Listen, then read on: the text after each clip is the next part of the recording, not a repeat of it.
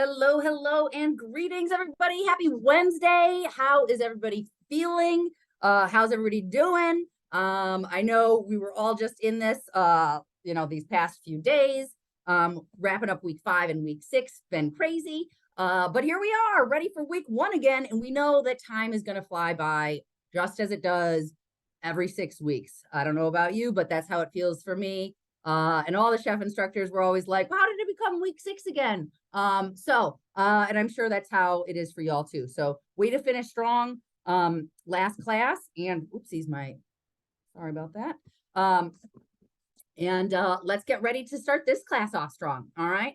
As you all know, I am Chef Catherine. You can call me Chef C. I am deeply in love with food in all aspects from it, from the root to the leaves, in every, way that we can transform it, eat it, consume it, use it, and just, culture, discovering new foods and dishes, which I am super excited to share with you in upcoming weeks. For those of you that don't know, I personally have worked in many countries around the world. So I worked in India, Colombia, Turkey, Russia, Serbia, Spain and Italy. I was mostly working on farms, learning how to make olive oil, wine, rapa, slaughter animals, harvest tomatoes, work with a wood burning oven, make fresh cheese. I grew up in Chicago, and being from a city, I just did not have a super deep connection to really agriculture.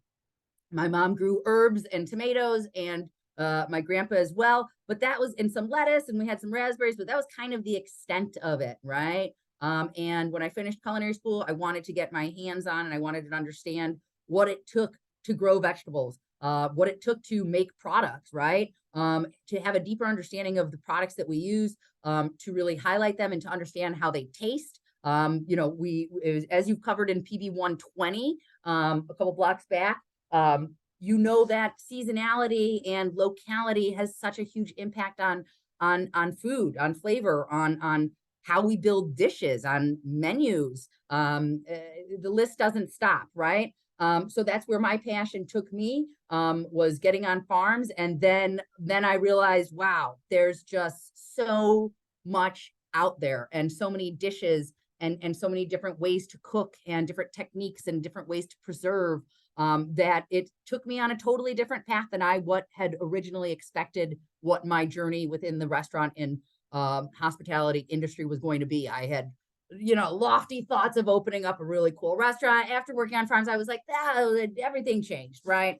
I worked in fine dining for a while. And then again, I was like, this is also crazy. It was not the right vibe for me at that point. And I got into private chefing world. I was working in private chateaus, and then I got into private yachts. And then I got into research and development, which is a whole other section. And then from research and development, I got into education. So here I am 6 years deep at Escoffier.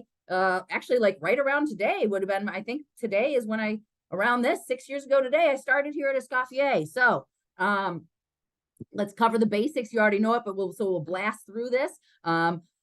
And then we'll hop into week 1, and we are traveling to Lebanon. We're going to be hopping around all around. I currently live in Mexico. So that's what I was getting at earlier, which I'm really excited because we will be covering Mexico in week 4, I think. Let me just pull this up and we'll show you where we're going. Because week 4, yeah. All right. So we're starting off in Lebanon. We'll head to Thailand next week, Spain, Mexico, Morocco, and we'll land in the US of A. I might talk a little bit about US of A on Monday in study hall because it's Indigenous Peoples Day or Christopher Columbus Day. But we're going to go into a whole thing about that in week 6 USA. So do stay tuned. It's a pretty cool, if you ask me, it's a pretty cool class because I'm going to talk about a lot of things that people don't talk about. All right. And that is coming to fruition and representing indigenous cuisine, as opposed to what we think of just not saying but just the present day cuisine, but going back into what indigenous cuisine is actually like in the USA. So That being said, I'm also just really excited. I used to teach, as you know, PB141. I'm back into PB120, seasonal cuisine, which is also my favorite. I love a lot of stuff. So Mexico, I just recently took a trip to another town about 2 hours away, and I ate things that I'm going to show you that blew my mind away. And I was just like, I didn't even, what I'm getting at, there's constantly things to learn and to discover and to try, and that you should never get bored in this industry, because it just means you maybe need to change the street you're walking down, right? Whether it's catering or mass production, hospital, school cookery, private chefing, fine dining, fast casual. So many aspects to get involved in, and so many different cuisines out there, so many ingredients to learn about. There is just so much out there to gobble up. All right. So let us kick off with just some basics regarding class stuff. As we all know, respect for one another, respect for yourself, respect for me. Let's rock this out. Weekly assignments are due Tuesday at 11:59 p.m. every week. Let's do it, right? If you need to take advantage of the late period, so be it. I am a human just like you all. If stuff comes up, you need to reach out to me. Let me know, okay, how I can help you. If, for example, if I didn't tell you guys what was going on with me last week, you might have been like, Chef, what the heck? I don't have my graded thing yet, right?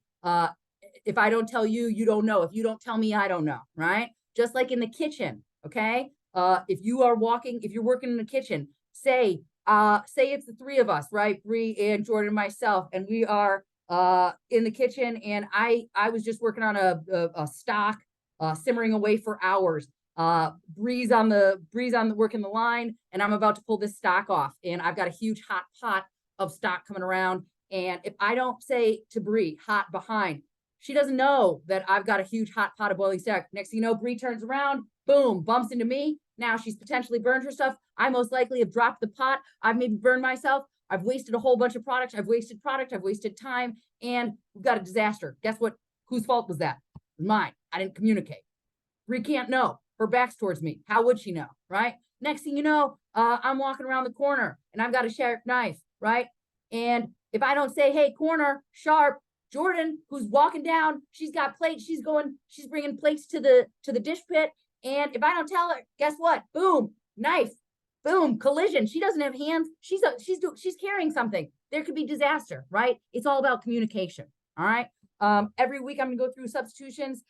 Just like in last class, this is to help you. All right. If you can't find something, I need you to reach out. If you've got an allergy, reach out to me ahead of time so we can figure out a solution before the day of, right? Day of, stress for you, stress for me. Look ahead. If you know you live in an area where it is hard to find certain ingredients, I want you to look ahead for these next upcoming weeks, so that way you're not in a mad dash saying, I don't know where I can get this, right? Order things if you know you live in a rural area where you just don't have access to certain ingredients. Otherwise, reach out so we can get a substitution. I'm always going to be covering tips and tricks so that we can streamline your work. If you need to make half recipes because you're just one person at home, or you're working on a tight budget, we can do that. Some recipes aren't great for having. Most are. If something isn't, I'm going to let you know. Okay. Other than that, that is pretty much it. Other than, obviously, we know the whole rule. Dress code, right? When I was talking about have respect for yourself, right? We want professionalism. Why do we want you cooking in your uniform? This is so that if you haven't worked in a professional kitchen before, even if you have, then you know why. Okay. And if you haven't, maybe you don't know. But guess what? Working in this chef coat, working in chef pants and chef shoes, and your apron and a hat. Guess what? That's a heck of a lot hotter than a tank top and shorts. Okay. And your flip-flops in your home, right? Guess what? Oh, again, hot pot, sharp knives. You want to leave the toe? You can, but don't tell me I didn't warn you. All right. You can drop things. It's dangerous. All right. You wouldn't be working in a situation like that in any type of professional kitchen. Nails. I love long nails. I love nail polish. I think it looks cool. Guess what? Not in this kitchen. Not in my kitchen, not happening. If you need to wear gloves, okay? Have your gloves in your self-ID position in your photo or your sanitation photo, okay? Why? Well, guess what? Nail polish is toxic. It is a chemical. It chips off. It gets into a salad. Boom. Earrings, no hoops, no dangles, no bracelets. You can wear one wedding ring if you're married. Otherwise, jewelry, all that stuff, take it off, right?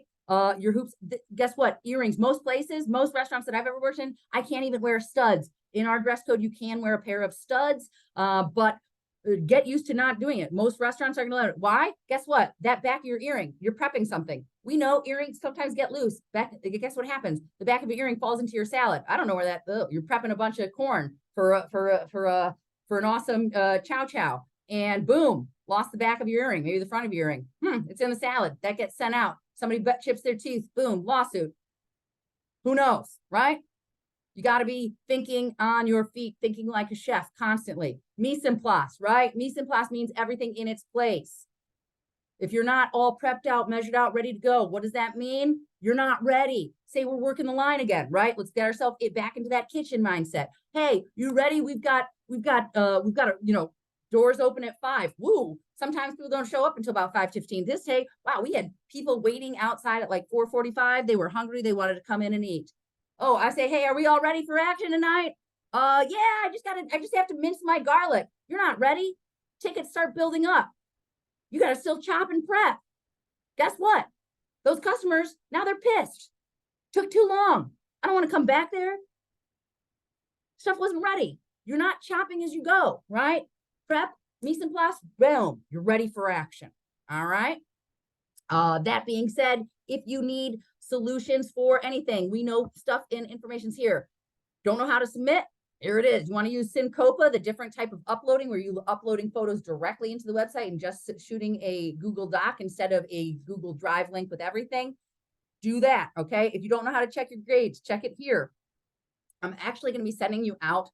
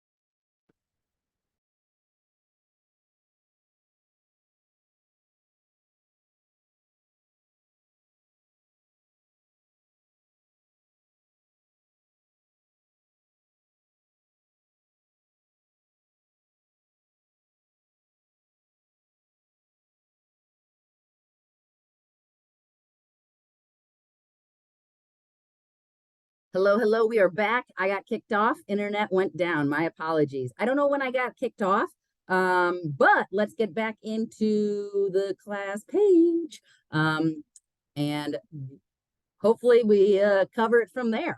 So as I was showing you, which are the course, yeah, that sometimes happens, tech. always fun. Let's get back into this. So I hope this is where we were. This is where we got cut off. If not, well, we'll see. We'll just carry on. So wherever you need to find your information, this is where it's going to be. Temp dress code, bleach alternatives, weekly cost breakdown. Plus, I'm going to be giving you alternatives as well. Okay. So everything else that you need is going to be on this class page. Before we hop in to get into the nitty gritty, I think we're actually there. I think we're pretty much covered on that. Instructor announcements. I will put information here as well. Interesting information and articles, maybe some cultural music that we can take a look at, or videos, or I'll send them out so that we can really kind of dive into the culture. Okay. We are in Lebanon this week.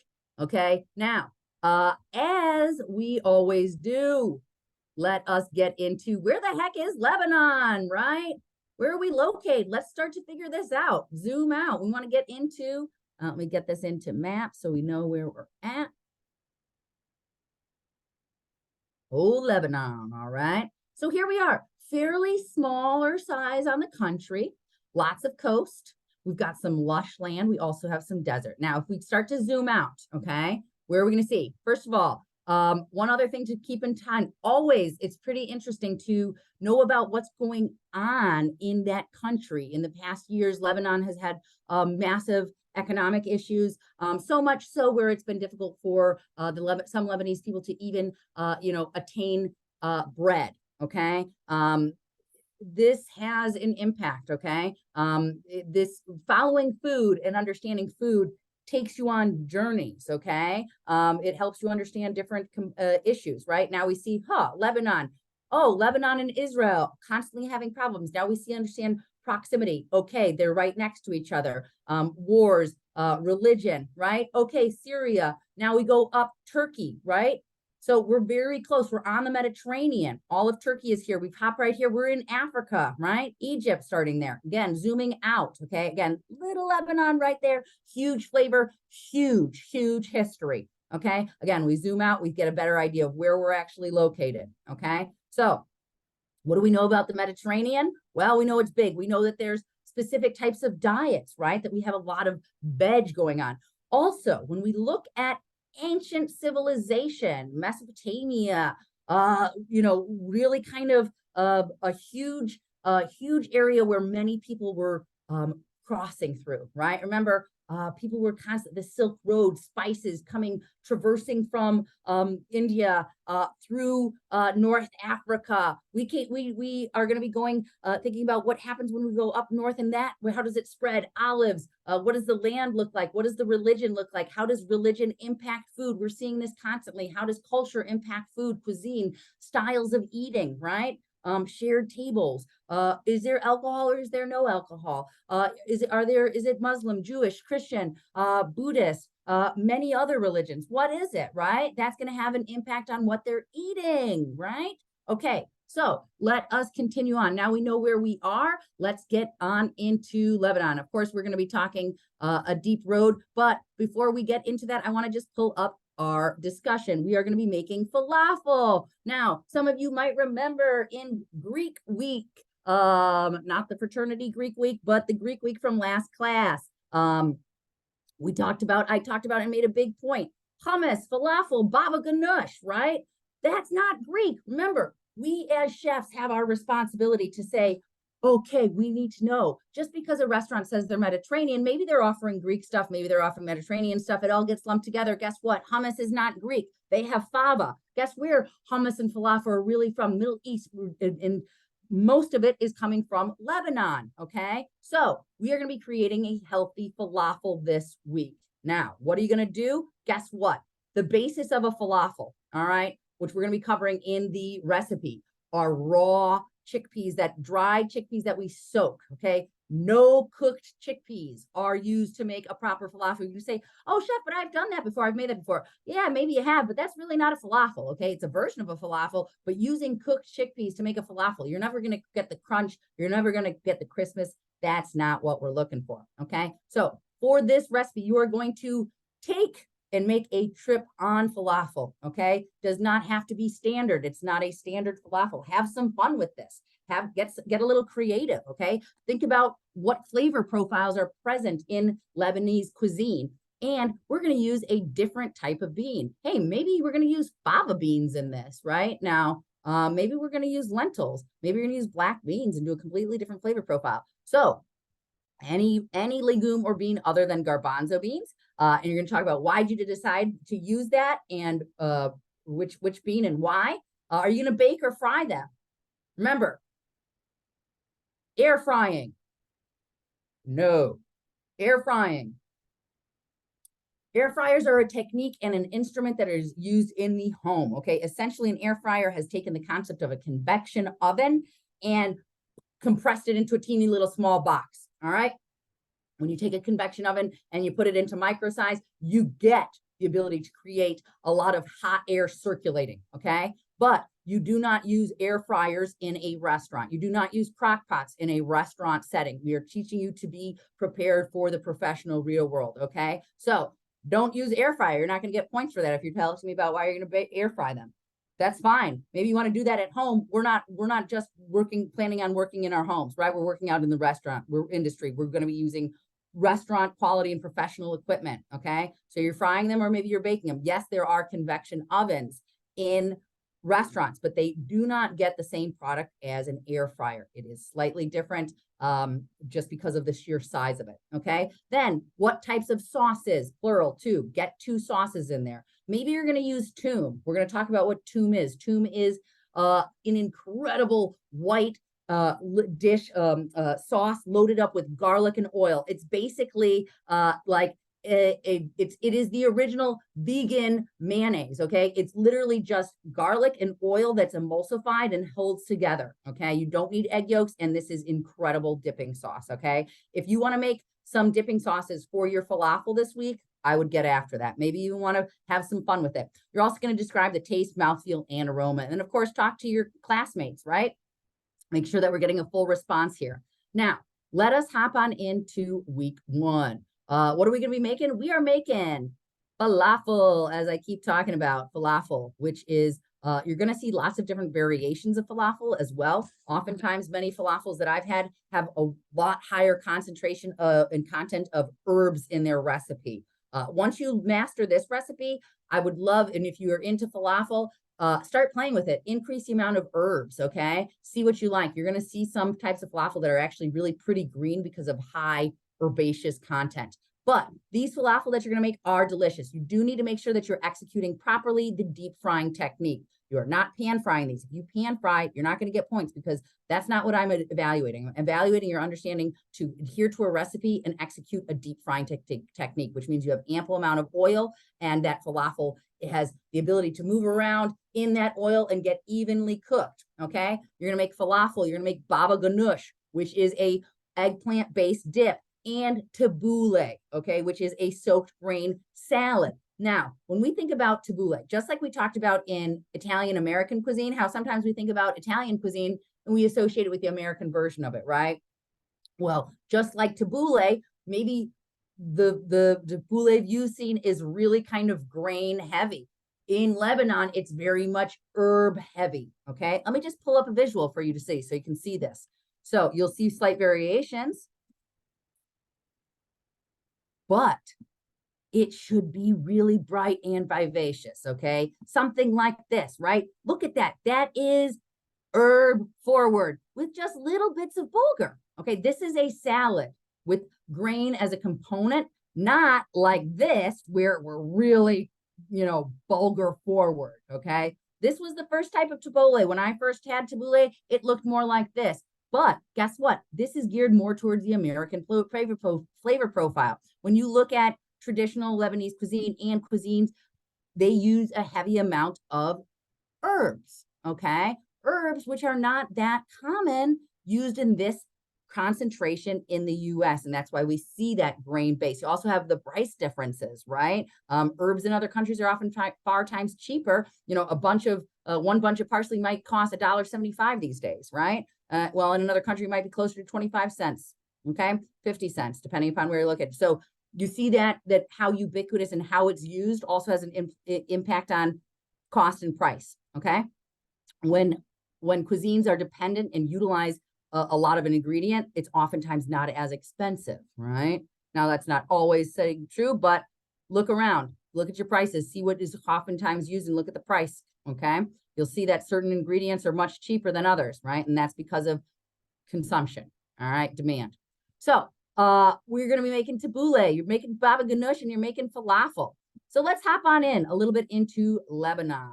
We know where it's located, and let's take a little bit about the influence as to how and why Lebanese cuisine has stayed the test of time, not had a ton of changes, but has some influence from one of our countries that we've already covered, old France.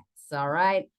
We've got study hall on Mondays. We will continue our lesson. So we've got Mediterranean and Middle East influence, as well as climate, geography, of course, politics and economics, and religion, as we've talked about. French occupation up until 1943, 80 years ago. So guess what?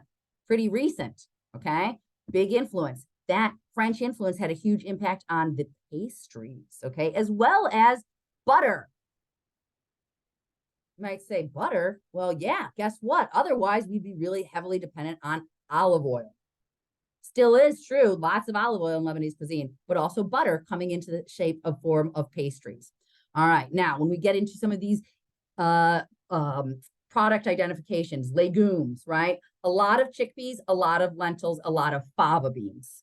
All right, orange blossom water, rose water. These can be used from, you know, literally drinks to desserts, okay? Sumac, which we have tapped into and we will tap into again. This is a very bright citrusy herb, okay? It's sometimes a little bit too difficult to find, okay? But this is what it looks like down here. You've got these larger seeds that then are peeled. The outside goes off. You can also make really refreshing drinks by just soaking sumac in water, and you drink that down. Or lemonade sumac, or mint and sumac. So lemon, like a lemon citrusy and mint version of tea, which is really refreshing in that hot climate. Okay. Then we've got mahlab, and then labna, which is a thickened, essentially a thickened sour cream kind of. It's a little thickened yogurt, more closer to a thick yogurt than a sour cream because of the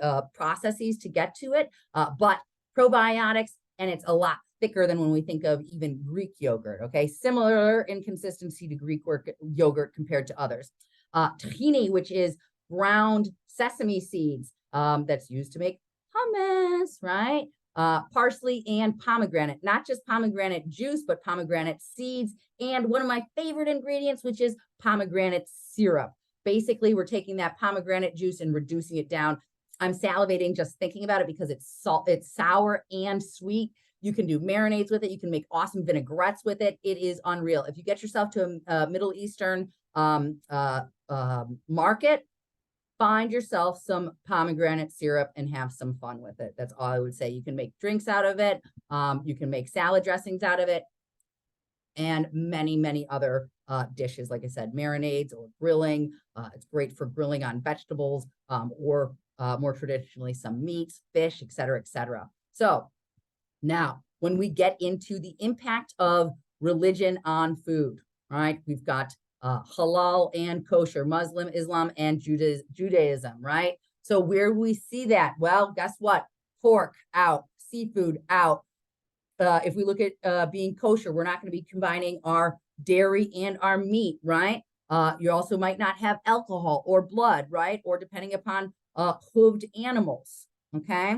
Again, we know that that's also going to have an impact on what ingredients are used, okay? Even, which is really interesting, I think, and fascinating, when we look at some countries, we see a dependent on types of animal fat, right? Animal fat like schmaltz, which is often used in Jewish culture, right? Which is chicken fat, okay? Or we see lard, right? From pork fat. Well, guess what? What if we're not eating pork? Guess what? There's actually a specific breed of lamb, and it is lamb or goat. I believe it's lamb, and it is the fat from the tail of the lamb. Okay, So again, this is all connecting into different things of how we get different flavor profiles, right? And taking a look at that traditional cuisine. Then how do we plant-base it, right? How do we make those shifts? What do we switch out? How can we get that, we want to do a plant-based version of kibe. All right, well, let's switch this out and twist it around. All right, we're going to continue on.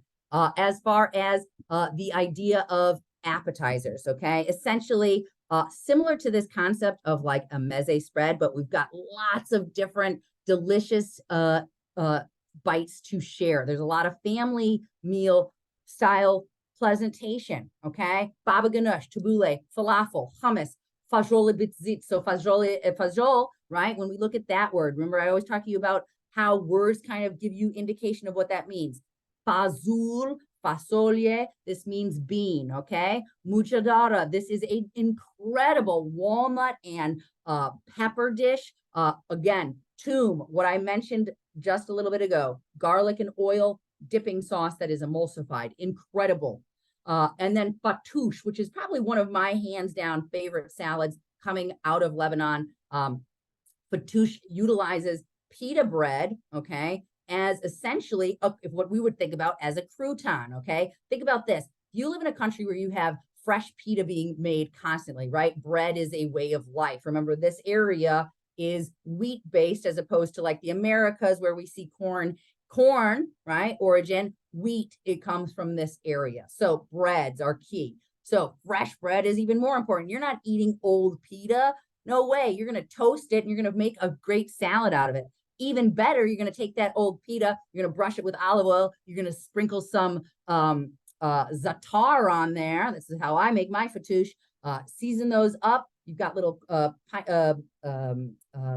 pita triangles, load it up with your za'atar, olive oil, and that gets nice and crispy, and that gets tossed into a salad with a bright, vibrant, usually lemon and pomegranate vinaigrette, tons of herbs, radish, red onion, romaine, green onions, and it is an incredible salad. So if you're looking for a salad to complement this meal, I would highly suggest making a little fatouche. All right. Now, kibe.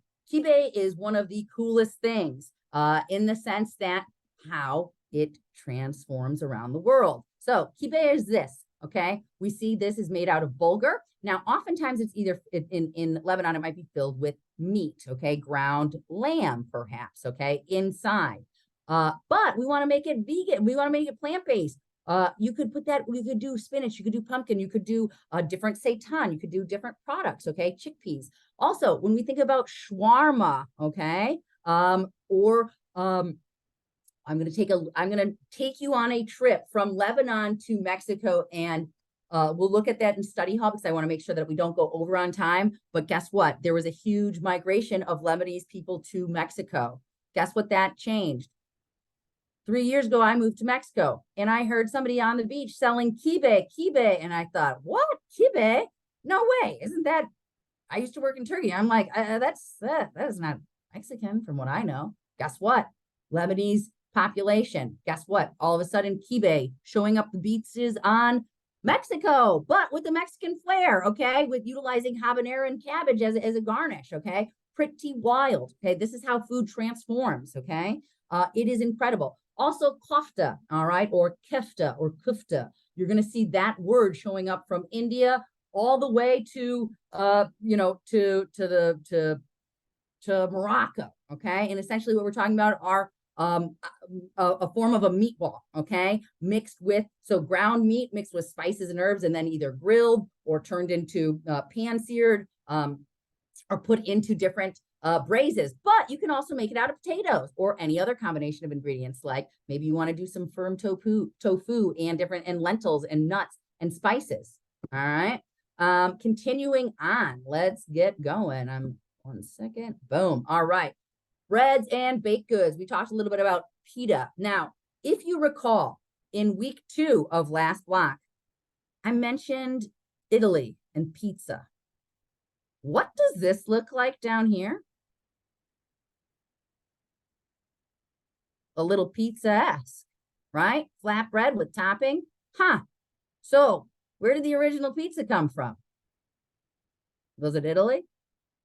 Was that modified by the time it got there? We're looking at a flatbread with toppings without cheese, right? Pretty interesting.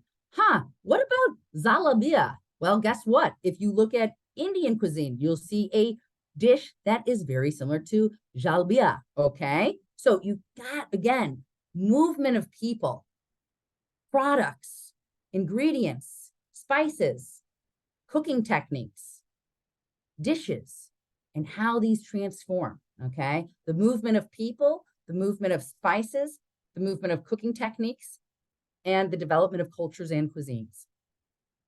Of course, we've got a lot of za'atar and sumac laced crackers. We've covered that. Za'atar is based on traditionally thyme, maybe a little bit of marjoram, and oftentimes sesame seeds, okay? And sometimes a little bit of toasted wheat germ as well, all right? And this can be mixed simply. This is on top of your mankish, right? That's olive oil, flatbread, and za'atar, or just olive oil and za'atar and some fresh garlic. That is your dipping sauce for your fresh pita, all right? Next up, let's take a look at what's going on. When we think about dining, all right, dining etiquette, oftentimes what's really custom is bringing a little, if you go to get invited to dinner, bring a little flour or a small gift, maybe some candy or chocolate. Also, where we see being informed where to sit. Oftentimes, depending upon where you are, again, you might have, whether you're dining in the countryside or in the city, you might have a separation of males and females on different sides of the table or even in different rooms, okay? Of course, washing your hands, removing yourself from the table if you need to sneeze or, cough, et cetera, et cetera. But on the contrary, picking your teeth after a meal is totally normal. So again, we see this variation, right? Are we eating with our left hand? Are we eating with our right hand? Are we eating with forks or spoons or chopsticks? How are we utilizing this? Also, shoes off, not just for dining, okay? Specifically, if you are definitely dining on a rug, you want to take your shoes off. However, many countries and many cultures, you enter the house and you take your shoes off, okay? Now, I always thought, well, man, my feet get a little cold. Well, guess what? Many times these cultures and countries where this is traditional, they don't expect you to have cold feet. They do want you to take your shoes off because you've been walking around the city, might have picked up a lot of germs. We're trying to keep the house clean. But guess what? They're going to have a pair of slippers that are guest slippers. So your feet don't get cold. Pretty interesting, right? I think it's fascinating. If you're going to make me take off my shoes, I better have some slippers to put in, right? Keep my feet warm. Very nice and very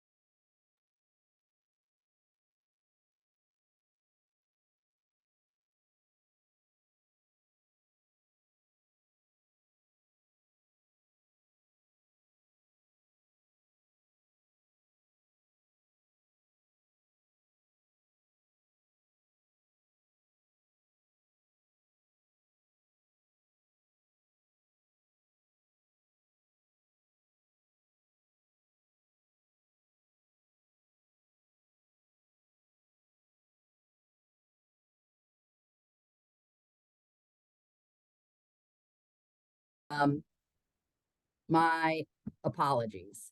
All righty. As I was mentioning, though, let's finish this off talking about things about like saying, let me present this Bismillah, which means, essentially when we look at, when we say, God bless or bon appetit, everybody's got their kind of way of saying that, right? And so that is what we are talking about there. And then while dining, knife and fork, right hand, bread, lettuce cups, leaving a little bit on the plate is very important because don't worry, they're going to keep giving you more helpings, okay? So don't worry about not eating everything. They'll keep coming. They want you to eat. We're going to be making falafel, tabbouleh, and baba ganoush. As I said, you got to soak your chickpeas. Without soaking your dried chickpeas, you're not going to get what we're looking for. Using canned chickpeas, you're not going to get a good grade on your falafel because that's not falafel, all right? As mentioned, tabbouleh is more about the parsley than the bulgur wheat, and making sure that you let your eggplant steam in that bowl covered with plastic wrap. All right.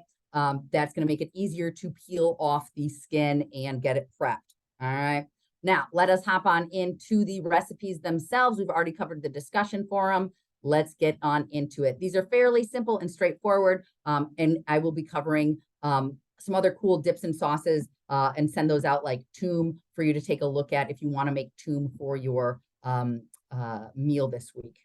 All right, so let's get on in. We are taking a look. First up is our falafel. So dried chickpeas, that's what you need. If you have a chickpea allergy, you could use dried green lentils or dried fava beans that are soaked. Fava beans are going to take a lot longer to soak because of their size. All right. So when you get your chickpeas, sort through them, right? Oftentimes beans and legumes have little rocks or little pieces of dirt. And guess what? The last thing you want to do as soon as you get comfortable in saying, oh, I never get a piece of rock or I never get a pebble in my beans. I got comfortable once. Guess what I did? I didn't soak through my beans and I almost cracked a tooth. Okay. Now that's on me, right? Good thing I wasn't serving anybody. What happens when you don't soak through those? You serve somebody, gets incorporated in dough, and then somebody's cracked the tooth at their restaurant. Problems, right? So sort through it. Make sure that you are soaking those overnight. You might need to soak them longer than overnight. And when I say overnight, you need at least 8 hours. I would personally soak your chickpeas for 12 hours. If your blender or food processor isn't that strong, definitely soak for 12 hours. Chickpeas are pretty tough and can be hard breaking that down in the food processor. All right. Now, you've got your chickpeas. Those are soaking. Onion, small dice, parsley, chopped, garlic, whole cloves peeled, a little bit of all-purpose flour. If you have a gluten issue, use chickpea flour. Even if you had chickpea flour, I would personally suggest using chickpea flour in this. It keeps it gluten-free, and it's not going to do anything bad to this. All right. Salt, cumin, coriander, black pepper. If you don't have cardamom, you can omit it. Okay. But it does add a certain note to it. Again, depending upon where, which household in Lebanon you might find, you might have it heavier in herbs, as I mentioned, or coriander or cumin or cardamom. You're going to need a little baking powder and salt, baking powder, salt, and of course, ample amount of vegetable oil for deep frying. Again, deep frying, not pan frying. Okay. So once your chickpeas have been soaked, you're going to rinse and drain them, put them into the food processor. If you have a bullet or a small food processor, do this in batches. Do not, I repeat, do not overload your food processor. You can burn out your motor if you try to run it. It's easier to, process in smaller batches than try to overload a food processor. And then now you've busted your food processor. You don't have a project and you got to buy a new food processor. Do batches. All right. Continuing on, you are going to take all of your ingredients together. Get that to look like coarse cornmeal. Okay. When you squeeze it together, it should be like wet sand. It's going to hold.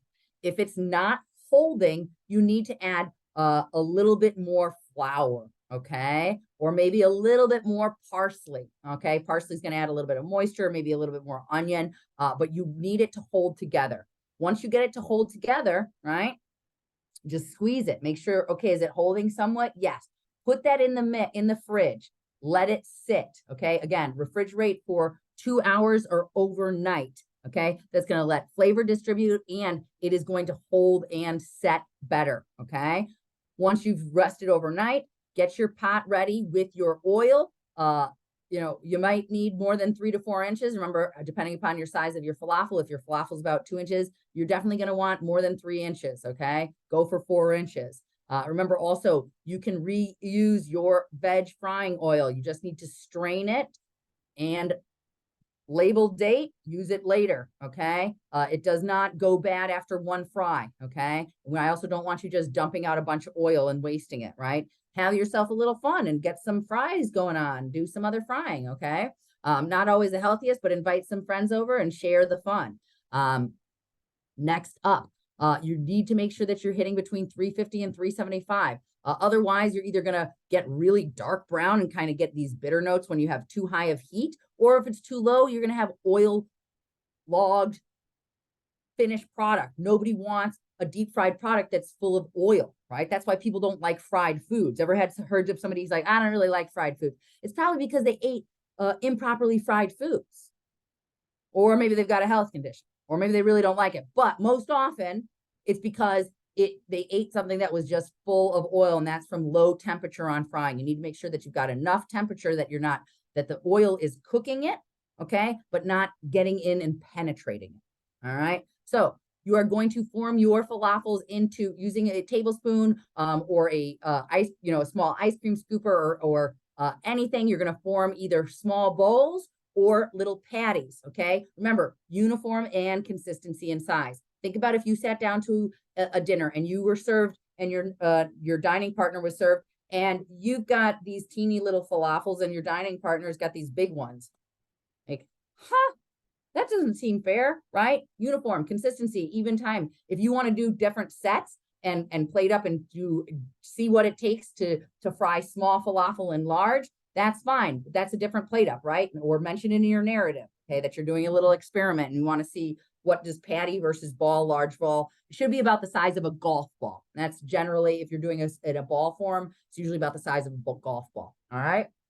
You don't want these to be huge. All right. You're going to set those up, get them ready, and then boom. You might need to use a little water on your hand. Okay. Again, to just keep it from, getting that nice form and compact. A little pressure can go a long way. All right. So pushing that together, holding it together can really help. All right. Now, as mentioned, you can add a little bit more of that flour to hold it together as well. You're going to put your falafel in and you're going to fry until they're golden brown. Okay. Pull them out with your spider or slotted spoon, set them on a rack, let that excess oil drop off, sprinkle with a little extra salt. All right. Boom. You are done. Let that ready. You're ready for service. All right. Next up, we are going to hop on into your baba ganoush. So you're going to take a eggplant, right? Whether it's 2 to equivalent and make the equivalent of 1.5 pounds, or you just, maybe you can only find small eggplants. You need to buy a few more. Now, there are 2 ways of preparing your eggplant. You can either roast it totally in the oven, but this is not going to develop that typical char and smokiness that you often get in baba ganoush. My personal suggestion is get your flame going on your burner, right? Get some char using tongs on your eggplant, then put it into your oven at 450 and finish the roasting cook time. Okay. This is going to give that char flavor from the searing on the flame and get it nice and soft because you need it to be fully cooked. If you don't have it fully cooked, your baba ganoush is going to come out very grainy and raw. Raw eggplant can be consumed. It's a bit difficult to digest. All right. So make sure that eggplant is fully cooked and nice and soft. All right. You also at the same time are going to roast your garlic. So when you put in your eggplant, put in your garlic. Keep an eye. Personally, if you like roasted garlic, I'd put a whole head in there. Don't just put 2 cloves. Put the whole head in. Use your 2 cloves for your baba ganoush and save the rest for making a dip, a dish, whatever. Oven's on, might as well utilize it, right? So you're putting your roasted garlic. You've got your eggplant pulled out. It's been cooking. Put it in a bowl. Put plastic wrap on it. Let it steam, okay? You're going to then, after peel off, you're going to peel off the skin. Why? Because it's bitter, okay? Take that off, but keep all that remaining juice. Chop it up, roughly chop, toss it in a food processor. Into the food processor, you've got fresh lemon. You've got your roasted garlic cloves, you've got your eggplant, cayenne, salt, extra virgin olive oil, and a little bit of cumin. Okay. And of course, the magic tahini. This is going to add richness, butteriness, and nutty toasted notes to this. All right. Process that all together and slowly add a little bit more of the olive oil. Okay. Again, you can, depending upon your food processor or blender, you can either get this super, super smooth or with a little bit of texture. I've eaten it both times. Oftentimes, I have found baba ganoush with a little bit more texture, and the hummus is extra smooth. Otherwise, if you get that super smooth, it's hard to distinguish oftentimes, is that hummus or is that baba ganoush? So oftentimes you'll see that the baba ganoush is left with a little bit more texture, or sometimes garnished with a little bit of extra parsley to separate it from the hummus, okay? As for once you taste, adjust that the flavor profile, add a little salt, and you can garnish that up with olive oil, a little bit of paprika, and fresh parsley, okay?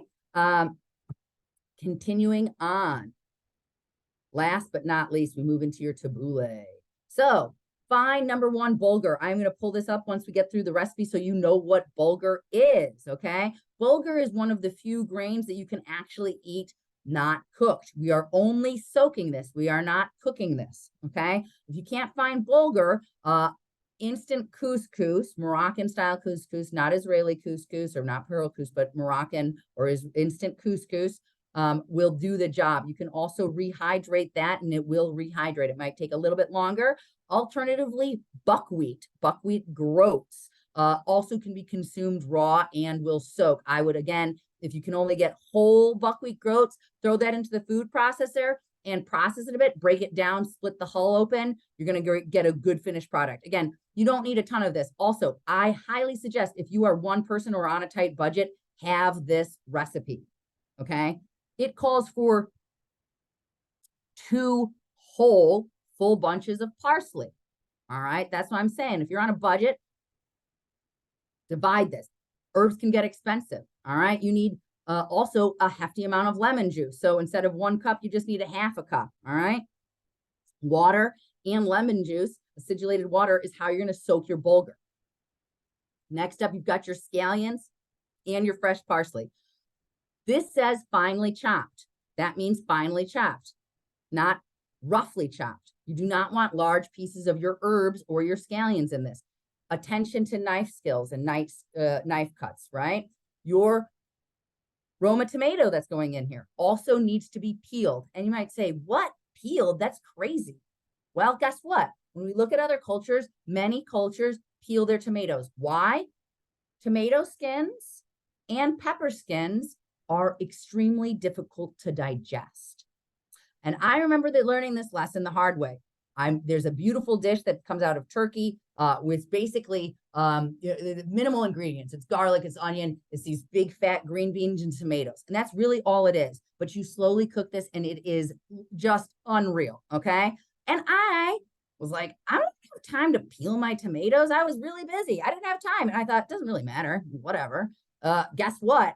For my Turkish coworker, he was like, this is great, except, and I thought, oh, except what? Where did I mess up? He's like, you didn't peel the tomatoes. And I was like, yeah. And he's like, it's no good. I was like, what? You gotta be kidding me. Didn't understand. Remember, cultural differences. That is hard to digest. Ever make a dish and see that tomato skin hanging around that just doesn't break down? That's wrong. Same with your peppers. You roast peppers and you take the peel off because it's too hard to digest, causes issues.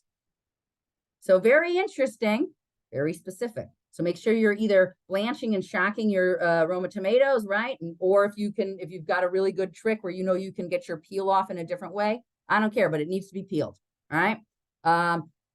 And you're going to make sure that you are taking those seeds out, essentially gut them, I like to call it, right? You take that jelly gut out there, take that out, discard or use in something else in small dice, all right? Olive oil and kosher salt. So you are going to take your bulgur or your, other ingredient that is a substitution, and you are going to take your water and your lemon juice, and you are going to soak that, okay? It's going to take at least 2 hours. And you're going to say, this really going to hydrate? Yeah, it is. Have patience, have time. It may take a little bit longer, okay? Especially if you can maybe only find coarse bulgur. Again, if you can only find coarse bulgur, you might want to process it away in the food processor a bit, get smaller. But if you just use coarse, it's just going to take longer to soak. All right. Then you are once it's tender, take it out, take a bite of it, right? Once it's tender and ready to go, strain it, push out the excess liquid, and boom. What are you going to do? Toss in the rest of your ingredients. So what's important here? Your knife cuts, finely chopped herbs, peeled and small diced onions, okay? Combine, add your olive oil, salt, toss, and boom, ready to go. That is all she wrote. All right. I see a question here. 2 cloves or 2 bulbs? 2 cloves of garlic, but I would go ahead and roast 2 bulbs and take 2 cloves out. That's all you need. 2 cloves for the actual dish. But if you're roasting garlic and you like roasted garlic, might as well, is my own theory. Let me show you what bulgur looks like. Now, if you cannot find bulgur or your instant couscous or groats, you are going to you're going to have to cook a grain. And then you're going to want to cook it in acidulated water, show that photo, and then use that. Okay. Now, let me show you.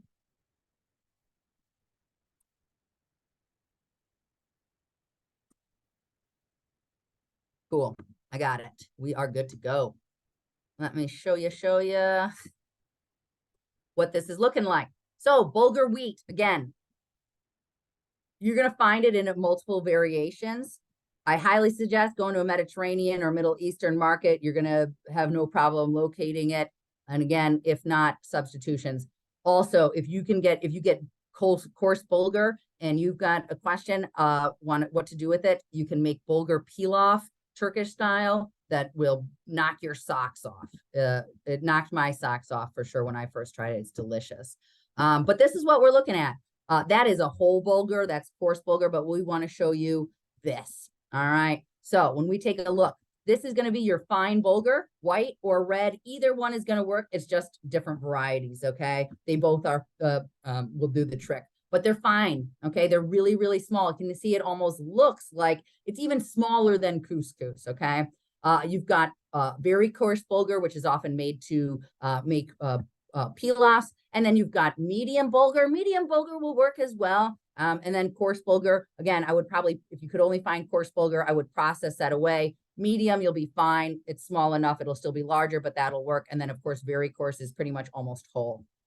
So those are your variations of your bulgur. We're going for fine, number 1. But if you can't find it, you can use one of these and process it a bit. Okay. And again, if you can't find that, you're going to want to use couscous. Moroccan instant couscous, and soak it, it'll hydrate it right up. Any questions? Nope. Looking good. All righty. Class, great to have you back. Thanks for joining. I hope you have a wonderful rest of the Wednesday. We'll see you in Monday study hall. No questions. Awesome. Thanks, Bree. Reach out with questions. Let me know. Here to help. And thank you so much. Take care, be well, and catch you on the flip side. Bye.